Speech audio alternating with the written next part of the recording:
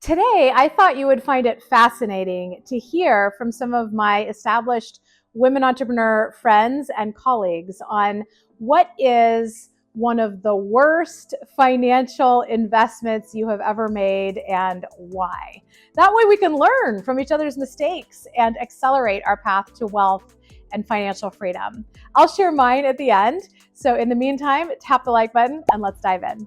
One of the worst financial investments I've ever made was personally, not professionally, and it was a stock investment that was supposed to be the next big thing that a friend told us about, and we invested a few $1,000s in it and it tanked. Lesson learned.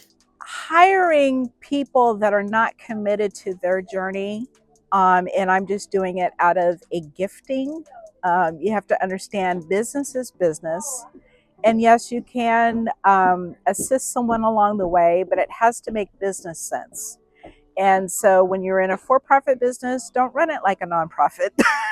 And even if you are in a nonprofit area, it still has to support the mission and the vision. So yes, that was very painful in making those decisions, but I learned from that.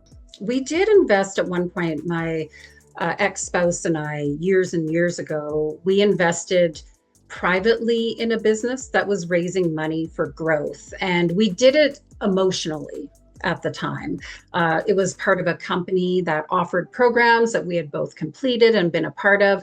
We love the company, we love the vision. So when they put out a call for investing, we didn't do our due diligence with it. We were like, sure, I want to say we put, I think it was $15,000 into that. And this was like well over 20 years ago now. Even by today's standards, that's still a big chunk of change.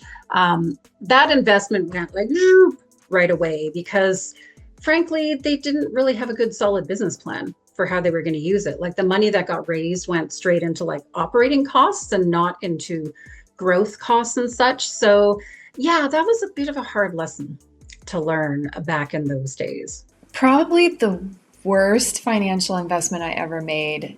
Oh, this one hurts. I think about it sometimes.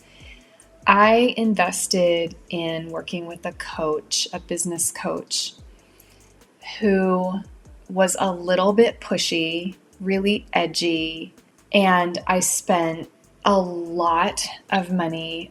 It was a huge amount of money, especially for me at the time. And that would have been okay, except for it didn't feel aligned. And I knew that I was doing it to prove something because I felt pressured, and none of that was a good idea. I sold one course through working with her. I made back the same amount, and I never worked with her again. Trying to pick my own individual stocks, and I was basing my decisions on a lot of hype and not a lot of facts, and I certainly was not getting guidance from somebody who actually knew what they were doing. Another mistake I made was avoiding my numbers because I was afraid of what I might find. And look, that is going to be the fastest way to guarantee you're not going to like what you see. But thank goodness I had the most amazing bookkeeper at the time, and she made me sit down with her, and she walked me through the books, and she showed me just how simple it is to actually stay on top of what's what. And that moment shifted everything. But the worst financial investment I ever made was a marketing strategist who was more interested in herself and her brand than actually supporting mine. Every call was about her, what was going on with her, not my goals, not anybody else's goals, and I sincerely paid a lot for that. It reminds me that flashy marketing doesn't equal alignment when it comes to your business. One of the worst financial investments that I made was just paying for a lot of courses here and people there without actually vetting them, without actually finding out, is there an ROI? Are people happy? Are there really good results from it? And throwing money and not actually taking advantage of what was there to offer. Purchasing a plot of land in the North Carolina mountains. And one of the things that made this investment such a disaster is that it was an emotionally based investment. It was not a financially based investment. I only bought the land because my dad had the lot next door to it, and he encouraged me to buy it. And I didn't realize at that time the things that I would do and how, from an emotional perspective, rooted in the relationship with my parents and how it would show up in my money. Incidentally, this is one of the things that I help my own clients with now. But this was definitely one of the worst investments I ever made. I purchased that property, even though I knew I would never live there myself, even though the economic foundation of the area wasn't going anywhere. And sure enough, 10 years later, my dad moved someplace else.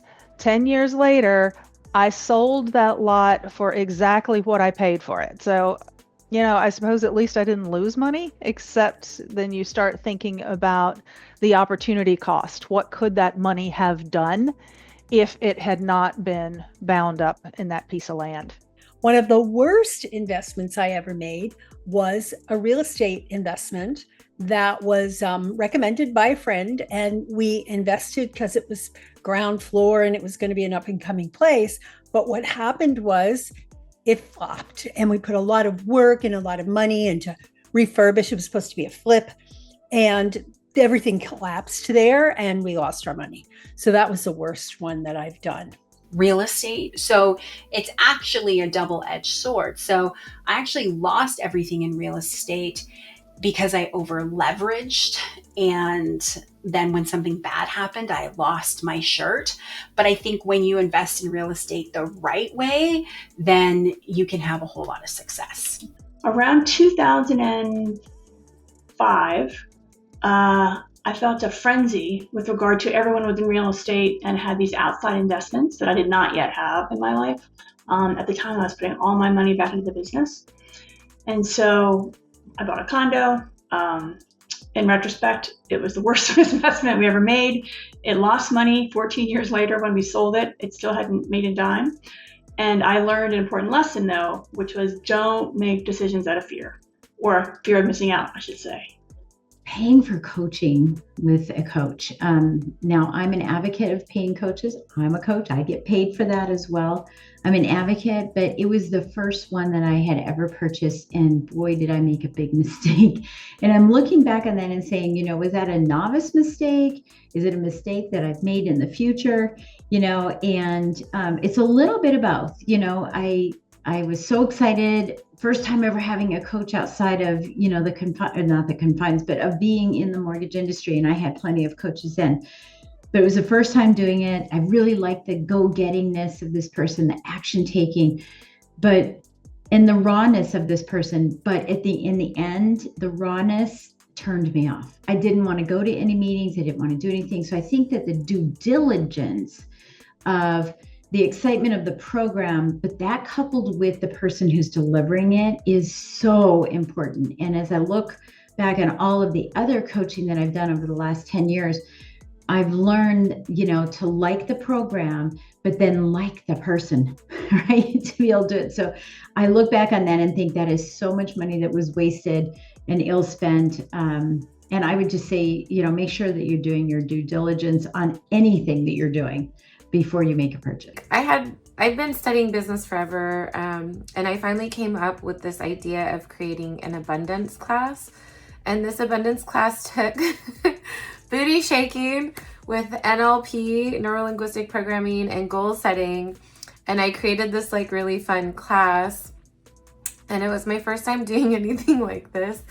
And I needed to be able to play music. And so I listened to someone telling me to get these really overpriced speakers that ended up not working. So it was just a waste of money. And so it was one of the worst investments I ever made, because I bought these really clunky speakers that I ended up never using because I never could hook it up correctly to my computer and to the microphone or anything. And so I learned not to just listen to one person's advice and to do my due diligence and kind of shop around. I think one of the worst financial investments that I made was inside of my business. I was like, okay, I'm going to do it. And I hired a Facebook marketing ads group, well-known, very expensive. I put a ton of money behind my ads for a 90-day period with them. And I believe the results were about 0 sales. And it took me over a year to get all of the people that had been added to my list off of my list because they never were really the right fit. And I don't know if it was probably where I was in business, and maybe they should have just never taken me on as a client, but it wasn't a good fit, I don't think. And to this day, I remember that that experiment being pretty expensive, and it's honestly kept me from playing around with ads since then. I'm going to do it soon. So I think it was expensive in a number of different ways. Okay, I guess it's my turn now. So one of the worst financial investments that I've ever made was the first time that I bought a car from a dealer. In the past, I had always just paid cash for cars from friends of family and stuff like that. And I had saved up $8,000 and I was about to do exactly the same thing, just buy a car for $8,000. And I went to the dealership and they said, well, let's see if you qualify for financing. And I was like, well, let's see. And they were willing to basically finance me for a $20,000 car at a payment I could afford. So I could get the exact car that I wanted. And I was like, well, I can make that payment and that sounds really good. And let's do it, And then they offered this like blah, blah, blah protection and blah, blah, blah warranty. And like all together, it was about $8,000 just in the warranties and stuff, which was what I had budgeted for the entire car. So now I financed the $20,000 car, and then the whole $8,000 just went to all this stuff that I never used. And in fact, the very first week I had my car and I was so excited, I was driving to my grandma's house. I pulled into the driveway. She had these railroad ties at the side of the driveway, and I crunched the front of my car into it because the front was lower than I was used to. So I dinged my car the very first week that I had it, and I was like, wow, I'm so glad I have all those warranties. Called them up. Oh, well, it doesn't cover that. Oh my God, I was so mad. So I don't think it's like the worst investment that I've ever made, but it's one that really ticked me off. So if you found this video interesting and you appreciate these wonderful women sharing openly about financial stuff, which is taboo in a lot of families and communities, and also, kind of embarrassing to admit when you made a not so amazing investment decision or it didn't go well. So if you appreciate that, tap the like button for the YouTube algorithm and make sure to check out the links in the description of this video because we've listed all of the fabulous women that participated and you can go and connect with them online. In the meantime, thank you so much for watching and have a beautiful day.